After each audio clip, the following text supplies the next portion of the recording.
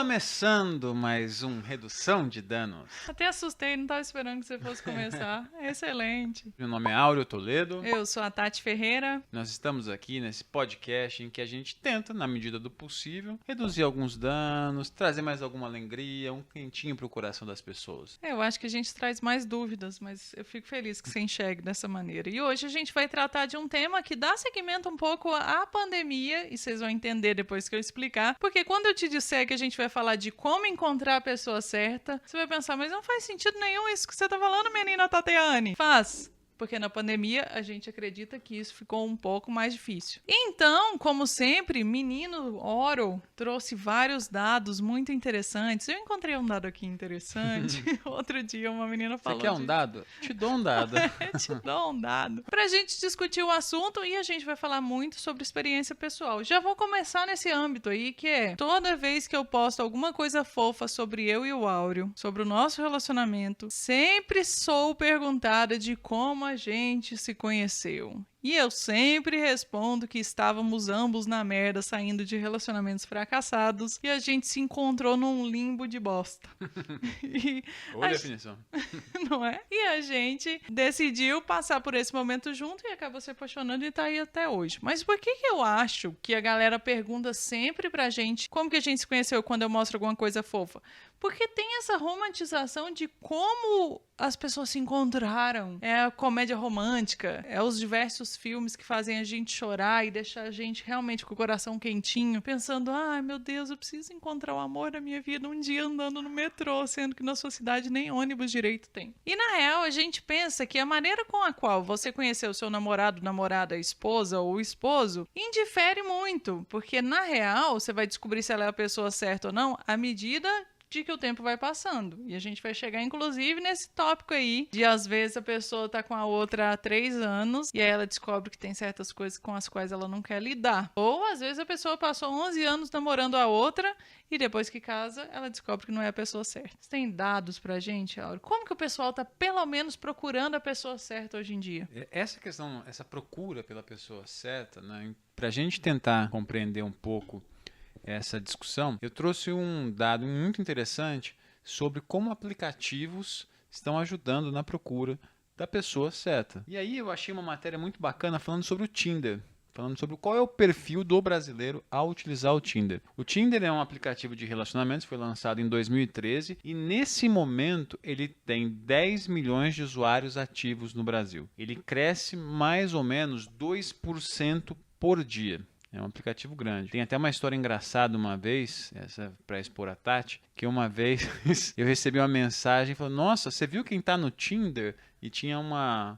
Era o Tinder? E aí era uma foto do seu perfil no aplicativo. Eu não sei, não lembro. Às vezes era eu e eu só tava inventando uma desculpa. Não, mas era porque você foi descobrir, fazer um publi, acho, de alguma coisa. Ai, Áureo, eu acho que não sei. Tô brincando, mas era isso mesmo. Não apenas no Tinder, né? Já estive em outros aplicativos. Por exemplo, outro dia eu tava com um perfil no câmera privê. Mas pra entender como é que funcionava. Sim, mas o que me chamou a atenção... Aí, me chamou a atenção? Um dado que me chamou a atenção. Um dado que me chamou a atenção é que no Tinder, 80% dos brasileiros que estão lá são solteiros, isso me chamou muito a atenção, entre 14 e 35 anos, eles geraram 1 milhão de downloads, né, no período de apenas um mês de downloads do aplicativo, né? Então me chamou bastante atenção isso. Em termos de comportamento dentro da plataforma, o comportamento do brasileiro ele é muito parecido com o comportamento de outras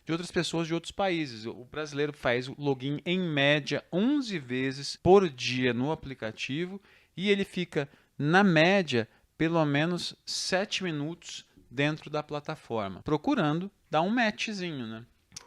Fica até um pouco estranho você falar procurando dar um matchzinho. Minha cabeça de quinta série Quinta agora série, ficou pensando, mas foi proposital. Você também com a sua quinta série, né? Você não se contenta.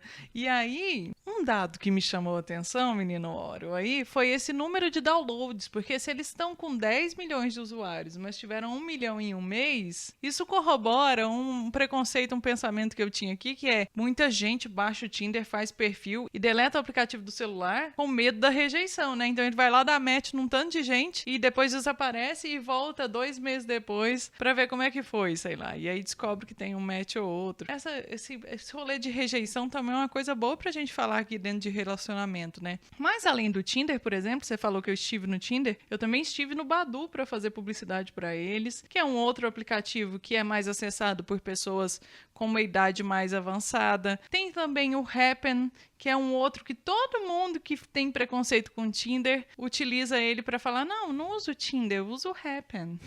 Porque aparentemente o Happn, ele te conecta com pessoas que já passaram pelos mesmos locais que você. E eu não entendi aí qual que é a grande vantagem em cima do Tinder, porque, tipo, é porque eu trabalho na Avenida Paulista e eu quero encontrar alguém que trabalha na Avenida Paulista. Tipo, que diferença que faz? É pra você ir pro trabalho junto ou pegar uma carona ou é pra você namorar, né? Mas é aí que tá. Como que o rap não tá sobrevivendo agora? Acho que com bastante dificuldade. Só para deixar claro também pro pessoal que tá nos ouvindo, nos assistindo no YouTube, essa matéria é agora de abril de 2021, então ela é uma matéria recente. Então, desses 10 milhões de brasileiros cadastrados no Tinder e que vem crescendo, 80% são solteiros, quer dizer também que tem 20% aí, no caso, 2 milhões de brasileiros que estão em algum tipo de relacionamento e também estão fazendo uso da plataforma, né? Então isso é um dado também que entra nessa questão que você tinha falado, mas 1 milhão de downloads, né, é uma pessoa que tem medo da rejeição, mas provavelmente vai ter gente também que faz o perfil, dá o match com a outra pessoa, apaga, depois faz de novo o download, enfim. E tem muito perfil de casal também, né? Então a galera procurando um terceiro membro para uma situação ocasional ou qualquer coisa parecida. Mas sabe o que eu acho que, tipo assim, deve estar passando na cabeça de muita gente nesses tempos? Especialmente para alguém que às vezes saiu de um relacionamento, porque a gente já tratou isso aqui também, que muita gente se divorciou na quarentena e tudo mais, que é essa sensação de que ela perdeu 2 anos da vida dela sem encontrar a pessoa certa. Porque já vai para 2 anos. Sim. E aí, onde eu recorro? Se eu não gosto de Tinder, se eu não sei flertar nesses meios digitais... O inbox do Instagram também está sendo um ótimo lugar para as pessoas se conhecerem e até demonstrarem o Pix, interesse.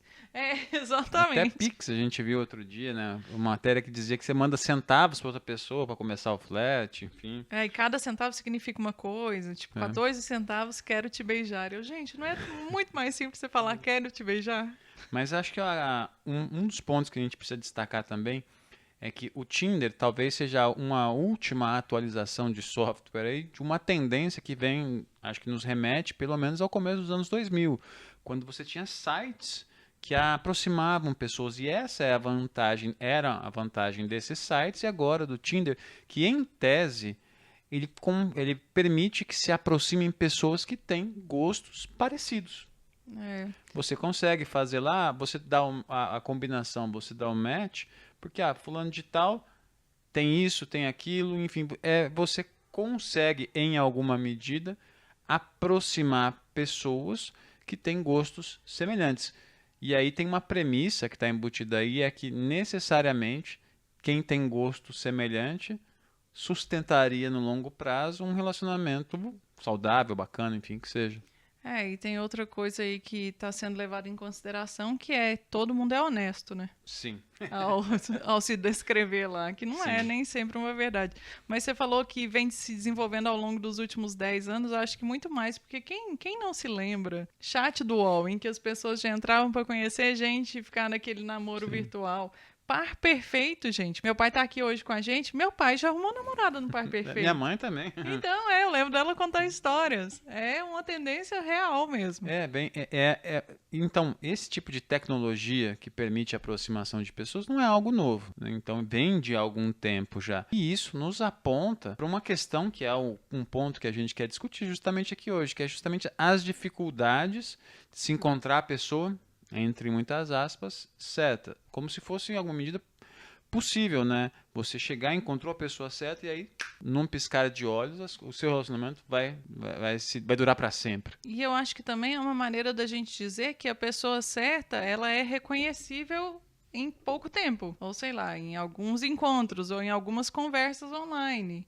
Ou simplesmente pelo fato que você citou dela ter os mesmos interesses em comum. Quando, na verdade, a pessoa certa pode ser muito diferente de você. Tá aqui o Áureo, que não me deixa mentir. É. Eu acho que, além disso, uma outra matéria que me chamou muito a atenção foi uma matéria que eu vi, que não é um estudo, mas foi uma matéria muito curiosa, de um homem de 38 anos que, em Águas Claras, no Distrito Federal, ele estava cansado do Tinder, desses aplicativos de encontro. Ele foi no centro da cidade e colocou uma faixa, colocou assim, homem de 38 anos procura esposa. Por que ele fez isso? Qual é a razão disso? A razão para ele fazer isso foi justamente o que ele disse ser a bagunça dos aplicativos de relacionamento, que é basicamente o quê? Você quer conhecer alguma pessoa nova, mas aí tem, segundo ele, excesso de candidatos. Você tem muita gente mandando nude, sendo tipo, o que as pessoas chamam de agressivo, né? Oh, vamos sair, vamos transar e não sei o que, não sei o que. Então, isso, segundo ele, prejudica aquele ambiente, porque deixa muitas pessoas desconfiadas. E os golpes, né, gente? Que Sim. tem de golpe também. Mas sabe o que eu achei desse cara aí? Ele nada mais é do que aqueles caras que faziam anúncio no jornal local. Você lembra que a gente via, às vezes, lá onde tinha aquelas partes que a pessoa podia pagar e aparecer, falando homem solteiro, homem divorciado, homem viúvo procura. Mulher também, mulher viúva procura e tudo mais. Achei um jeito maneiro de procurar uma esposa. E aí, o curioso nessa matéria, depois eu deixo linkado aqui para vocês também poderem ter acesso, foi que ele teve contato, pessoas entraram em contato com ele, muita gente curiosa para saber, enfim, por que ele estava fazendo isso. Ele falou que teve muito trote, recebeu trote de pessoas, e mesmo que até o momento em que a matéria foi publicada ele não tinha encontrado. Ele encontrou uma ou outra candidata, mas não tinha nada definitivo ainda. Então, e é um caso de uma pessoa de 38 anos que, como a matéria diz, ele já foi casado, já teve outras namoradas depois que se separou, mas mesmo assim agora ele tá nessa labuta de querer encontrar a pessoa certa. Certo, né? Eu vou fazer um desse aí pra encontrar amigos. Procura-se amigos, mulher de 34 procura amigos. Aí vai aparecer um tanto de cara mandando foto das rolas via correio.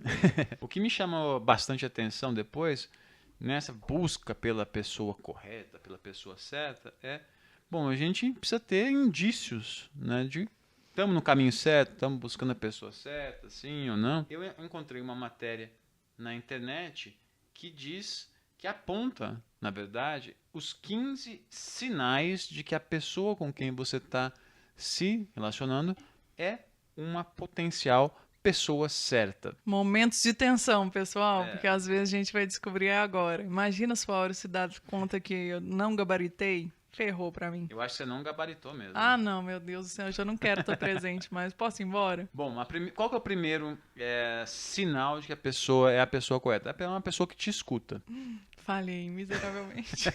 Falhou. Que horror! Falhou. É terapia de casal, tô com medo.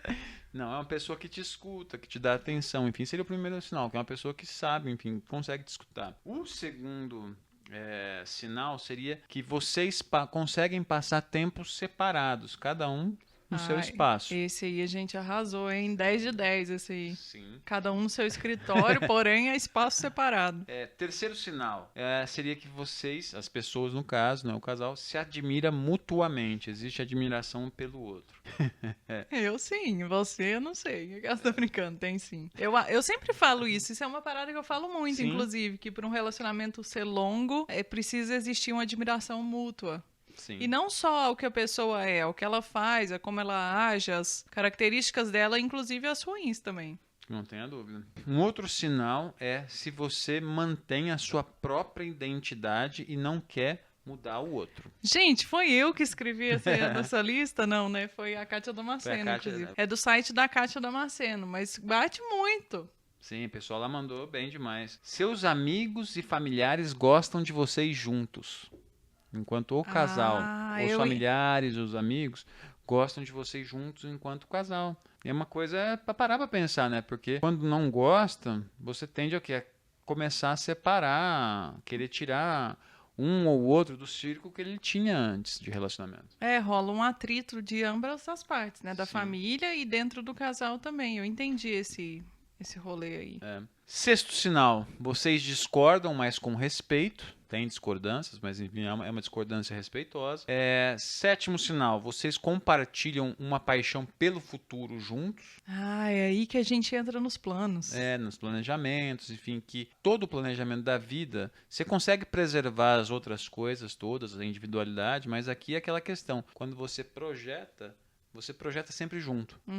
Genial. Oitavo sinal, você é atraído por todos os aspectos da outra pessoa, mente, o corpo, o espírito, enfim.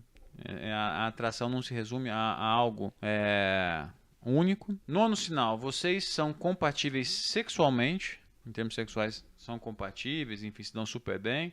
Porque senão vira irmão, né? Vira amigo e só. Décimo sinal, vocês confiam um no outro. Confio muito. Sim. Você também? Sim. Eu tô aqui somando aqui, ó. Igual preso na cadeia, sabe? Fazendo risquinho. Vocês dois riem o tempo todo, mas também sabem ser sérios juntos. Não, uma força amizade, não. Como que ri o tempo todo? Mas acho que é a expressão, né? Mas que vocês têm capacidade de rir.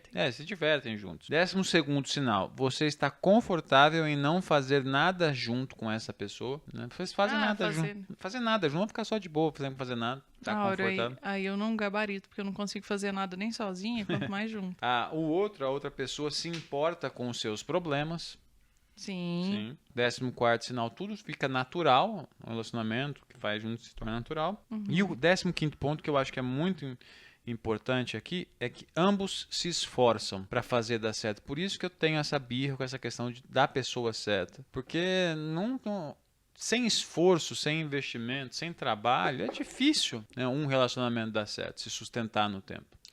Quando você falou fica natural a relação dos dois, eu fui um pouco para esse lugar aí de pensar, tá bom, é natural a maior parte do tempo, mas eu acho que em algum momento você vai ter que se esforçar e vai ter que fazer algum movimento para manter aquilo ali bom, harmônico, né? Eu acho que no final das contas, o que está querendo ser dito aqui, enquanto pessoa certa, e levando em consideração isso que você falou, é que a pessoa certa, então, talvez seja aquela que a gente tem que fazer menos esforço. O esforço é menor. Porque eu acredito nisso que você falou, concordo com você, que não existe essa coisa de a pessoa certa, que você vai ter que trabalhar qualquer relacionamento para ele se manter. Mas quando isso é muito penoso... Aí não é um relacionamento saudável.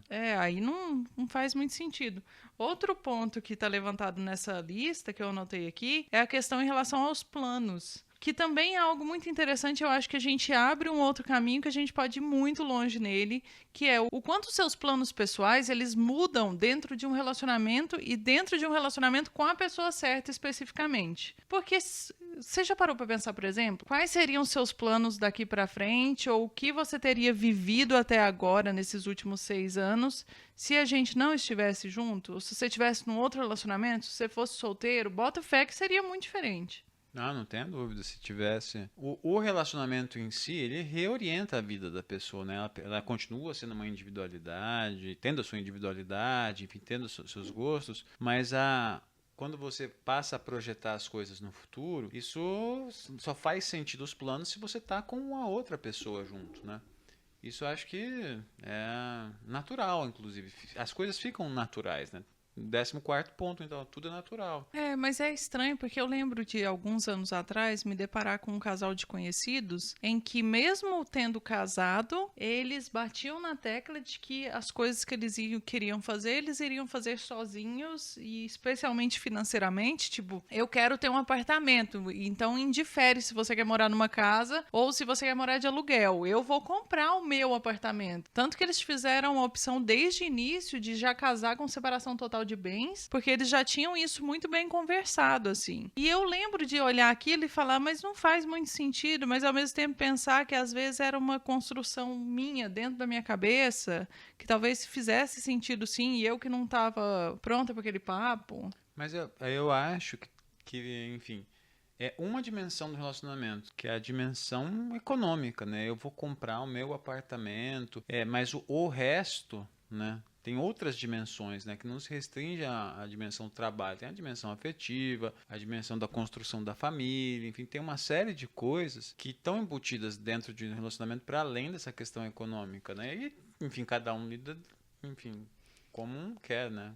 Mas sabe, assim, só explicando o que eu pensei disso, foi tipo, isso acaba que o financeiro, ele inclui muitas outras coisas, porque, por exemplo, às vezes você quer comprar um apartamento e eu quero viajar, e eu quero que você viaje comigo. E aí? Você tá guardando dinheiro pro apartamento, eu vou pagar a sua viagem ou ninguém vai, ou eu vou sozinha. Mas então, aí tem que ver como que aí eu penso né? Tem que ver como se faz essas coisas. Aí tem a questão das concessões. Eu imagino que esse é um tipo de impasse, por exemplo, que aí o casal tem que sentar, conversar e ver quem vai fazer a concessão. Me soa estranho, né? Tipo, eu tô juntando dinheiro para comprar um apartamento e eu quero viajar, e o que a gente vai fazer? Para sustentar isso, um relacionamento desse tipo, você tem que começar a fazer as concessões, né? Eu acho que um outro ponto que me chamou muito a atenção também, tem a ver com esses pontos, esses 15 pontos. Sempre, se vocês forem procurar na internet, vocês vão encontrar 15 pontos, 8 pontos, 12 pontos, enfim, vários pontos. Mas o que me chama a atenção é que muitos desses pontos aparentemente são intuitivos, tem algum fundamento. E eu achei uma outra matéria muito interessante que eu queria destacar para vocês aqui. Essa matéria fala o quê? Sobre digamos assim, a neurociência por trás dos relacionamentos em gerais. E a gente pode, com a devida mediação, pensar os relacionamentos amorosos. Mas tem um estudo recente do MIT, uma das mais prestigiosas universidades dos Estados Unidos, que identificou quando a gente deseja interações, o desejo pelas interações ele fica na mesma região do cérebro onde a gente anseia por comida. E isso me chamou a atenção porque tem esse estudo, tem um outro estudo que identificou que na região do cérebro onde a gente sente dor física é a mesma região onde a gente sente efeitos de exclusão social. Que doido. E tem um outro estudo, né, que mostra que a interação social com o outro ela é capaz de reduzir o desejo por comida e cigarros, por exemplo. Então, né, se você está com uma compulsão por comer um chocolate, alguma coisa, às vezes você conversar com uma outra pessoa é capaz de resolver isso. Esse é um ponto bastante interessante que eu acho que vale a pena a gente pensar. Por quê? Porque o que está apontando aqui é que essa coisa física que a gente tem muitas vezes, de ansiedade, alguma coisa, ou uma interação, um relacionamento pode ajudar a resolver. Indo além, esse mesmo estudo nos mostra, né, ele tem um outro pesquisador aqui, citado na matéria, que para a gente construir um relacionamento, são necessários, em média, 60 horas de compartilhamento, conversa e conexão. Então, os caras conseguiram quantificar o tempo necessário para você construir um relacionamento. Tudo isso, ao fim e ao cabo, para chegar aonde? Na primeira recomendação para você construir um relacionamento, você investir tempo. Ah, sim. É óbvio, mas tem fundamento, né? Essa dedicação.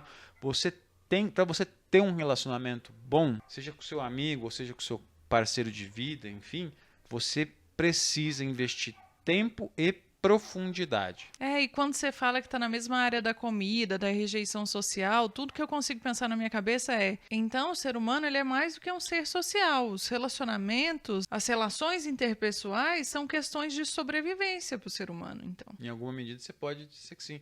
Inescapavelmente, o ser humano é um ser social no sentido de que para você sobreviver, uma vez que você nasce, você precisa do outro. Se você não tiver o outro lá, você morreu, você já era. Enfim, não tem jeito. Então você por essência, está na sua essência, ser social.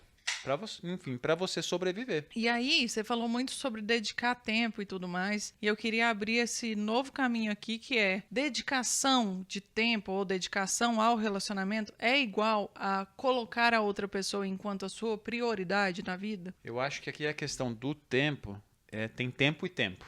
No sentido de que tempo é você falar água com a pessoa, mas o tempo, que é o tempo necessário para construir, é o tempo de qualidade. Porque dentro desse tempo de qualidade, você tem que investir, não só de estar ali o tempo todo com a pessoa, implica troca, implica você ter um grande nível de intimidade com o outro, né? Então, esse acho que é o ponto aqui que a gente tem que pensar. Que não basta ter só a prioridade, ter o outro enquanto prioridade, depende do que você está entendendo por prioridade.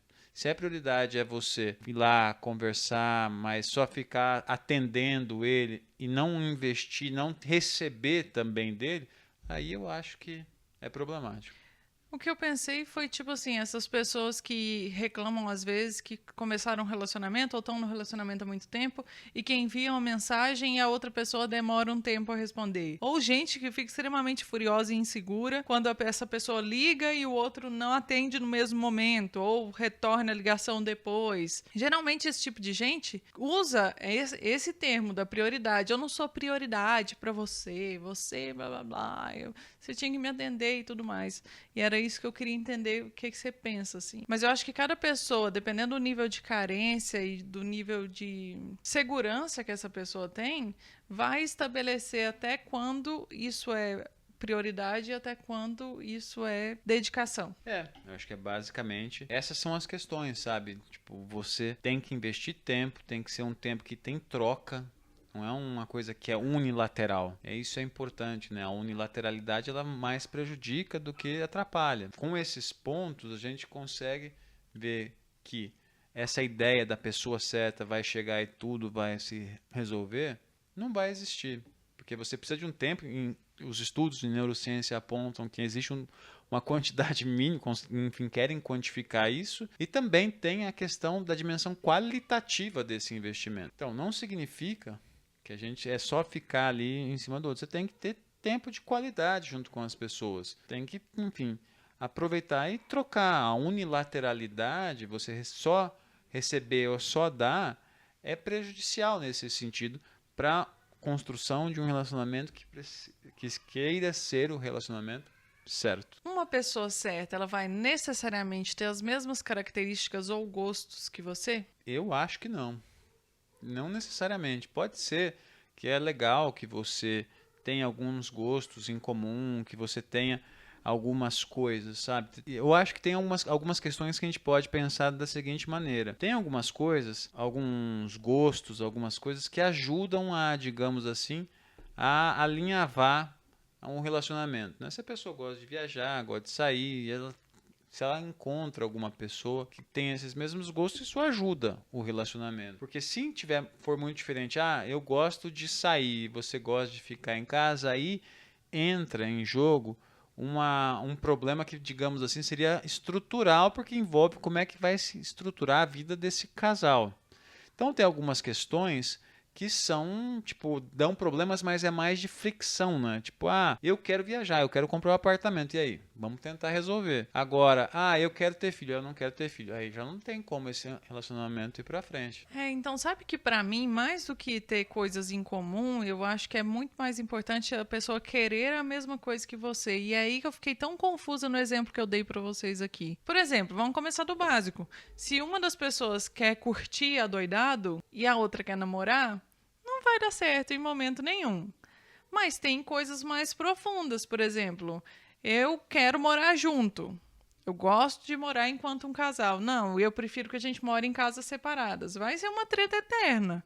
Tem algumas coisas, né, que a gente nota, e sobretudo, acho que a gente falou um pouco de pandemia no começo, a pandemia escancarou isso, né, que muitos casais, muito provavelmente, eles não deram certo na pandemia porque as pessoas não notaram, né? A pandemia permitiu que as pessoas ficassem mais tempo juntos e às vezes alguns casais nem queriam ficar tempo junto. Eles funcionavam ficando separados e quando se viram forçados, viram que são incompatíveis uns com os outros. Então você vê, se a pessoa é incompatível, quando nota isso, aí não tem muito o que ser feito. Tem gente no casal, um é corintiano, outro é palmeirense, São Paulino, santista, enfim, cruzeirense, atleticano, né? Nosso caso aqui não tem problema porque você malemar torce pro Cruzeiro. Nem sei quem que é o técnico atualmente. Mas aí depende muito, né? Depende do quão essa questão vai mexer com valores muito próximos das pessoas. Então, por exemplo, no futebol, né, se a pessoa leva o futebol num nível de fanatismo gigante, que o futebol passa a ser quase que a razão de ser da pessoa, aí pode ser um problema. Aí pode ser um problema. Por isso que, por exemplo, no caso da política, né, que nas últimas eleições a gente viu tanto, porque teve vários casos, a gente saiu na imprensa, enfim, de casais que apoiava um candidato, o outro candidato, enfim. Por que causou tanto problema? Porque o que estava em jogo era uma forma de como é que a gente organiza o país, a sociedade, que valores vão permear isso. Então, tudo isso exacerbou muito os humores, né, das pessoas, e aí isso levou a problemas de relacionamento. Então eu chego à conclusão com esse papo todo que a gente teve, que mais do que a pessoa querer a mesma coisa, porque eu já não acreditava que ter coisas em comum era o que significava que a outra é a pessoa certa. Acho que a pessoa certa, ela tem que, na verdade, ter os mesmos valores e princípios que você. Não sei se necessariamente os mesmos valores, mas necessariamente não podem ser valores muito antagônicos um com relação ao outro. Por exemplo, você pega uma pessoa que prega a diversidade e enquanto do outro lado você tem uma pessoa que é homofóbica, racista, esse choque de valores vai criar problemas. Você vai aí, qual desses valores vai informar, vai ser o alicerce do relacionamento, dos projetos, né, que esse casal vai querer construir junto. O que vai informar a educação dos filhos, por exemplo? Que é uma questão que complica mesmo. Ou uma das pessoas cede e aí vai viver conforme o valor da outra, ou separa. Então é isso. Acho que daqui vamos para o saque? Não. Não? Vamos para onde? Estou perdido. Agora é o Promovendo Ganhos. É verdade, menino. Você não guardou a sequência. Sabe o que é? Que hoje não teve tanta coisa triste. Promovendo Ganhos. Solta a vinheta aí, por favor.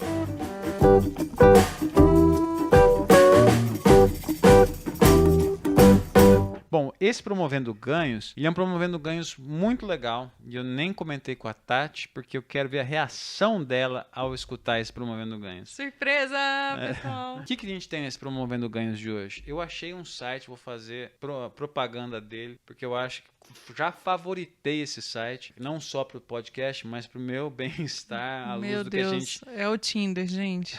Tô chocado. À luz do que a gente vem passando, é sempre bom ter um site como esse à nossa disposição, que é um site que chama sonoticiaboa.com.br.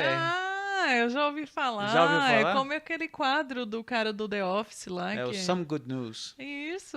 Mas esse site eu achei sensacional, porque só tem notícia boa e tem algumas assim, que você fica, nossa, que legal. E eu separei uma desse site e trouxe. Qual é a notícia? Uma mãe desenvolveu uma boneca anã, de nanismo, para promover a inclusão da filha. Que fofo! Então, basicamente, tem uma campanha, né? A mãe da criança, a Bianca, ela desenvolveu uma parceria com uma artesã e criou uma boneca com nanismo para promover a inclusão da filha que tem nanismo. E a propaganda, né? A campanha chama Somos Todos Gigantes.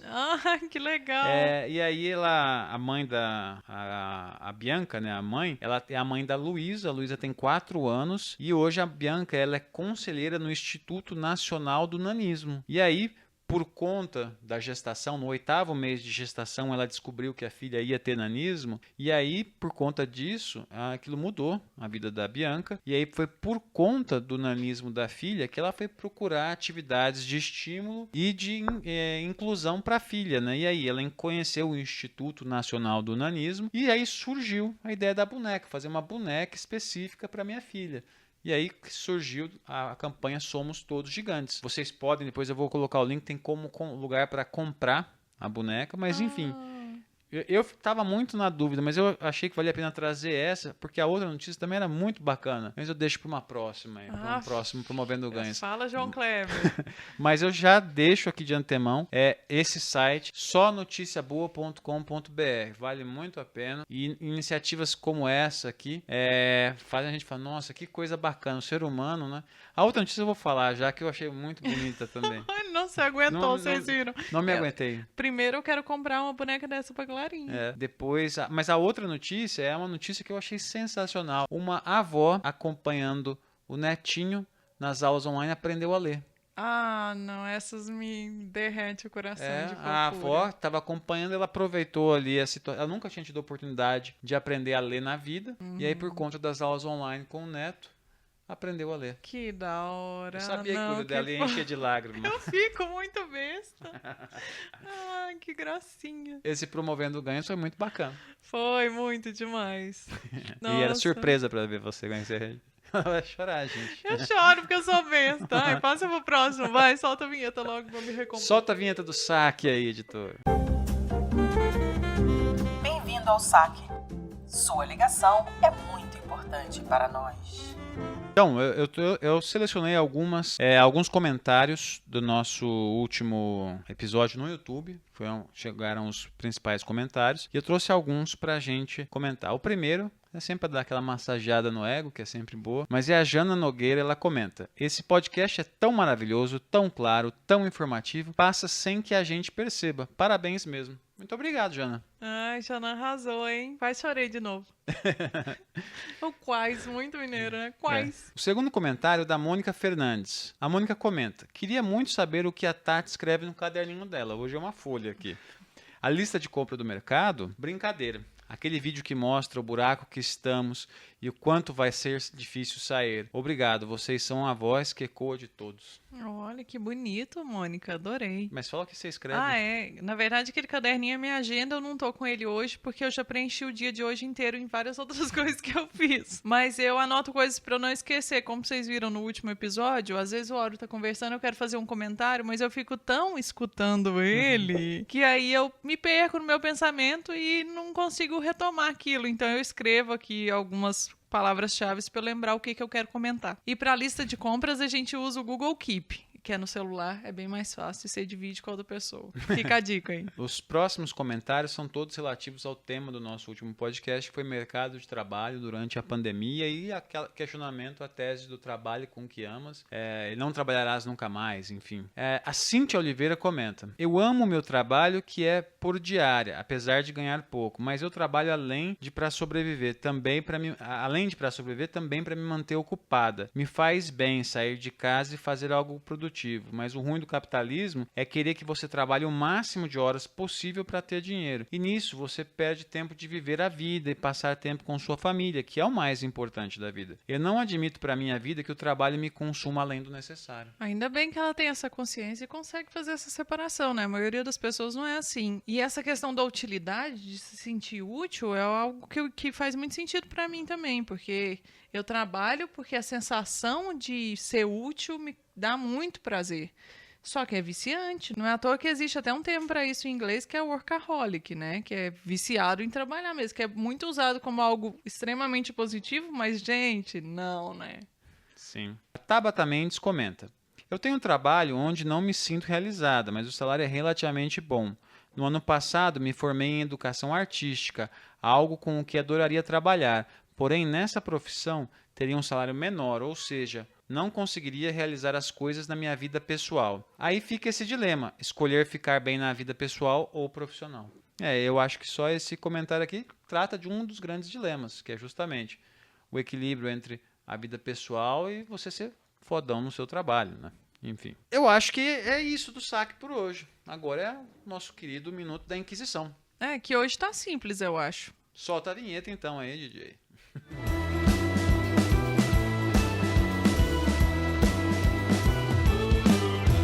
Hoje o Minuto da Inquisição, ele vai ser levado em consideração a pessoa certa. A gente compreende que se você está aqui nesse momento até hoje, a maioria de vocês pelo menos, você muito provavelmente passou por algumas pessoas erradas e teve alguns términos, teve algumas pessoas que foram bem abusivas talvez, você se sentiu um pouco trouxa, não sei o que aconteceu aí na sua vida. Mas a gente não vai focar nisso. A pergunta é, dentre cada um dos relacionamentos que você já passou até hoje, tenham eles sido duradouros ou não, quais das características que você carrega hoje que são fruto da vivência que você teve nos relacionamentos passados? Brabo, hein? brabo, mas é só coisa positiva. Não vem falar, eu sou mais triste porque eu levei um chifre. Não, vamos pensar nas coisas positivas. Porque ficam coisas positivas, a gente tem que ser honesto também com isso. Ficam coisas positivas que precisam ser valorizadas também. A gente cresce, né? Igual aquela história de, meu Deus, perdi 5 anos da minha vida. Não perdeu, moça. Aproveitou muita coisa. Só não deu certo. Pense aí e diz pra gente depois o que vocês acham que sobrou, assim, que ficou, restou dos relacionamentos passados em vocês. Se você tá assistindo no YouTube, na real, agora você tá só ouvindo porque a gente teve um problema técnico com a câmera. Mas comenta aqui nos comentários também pra gente Comenta saber. nos comentários aí pra gente saber. É muito redundante. Né? É isso então, gente. Falou, valeu. Estamos disponíveis nas redes sociais. Encontra a gente lá. Valeu, galera. Um abraço. Até mais. Tchau, tchau.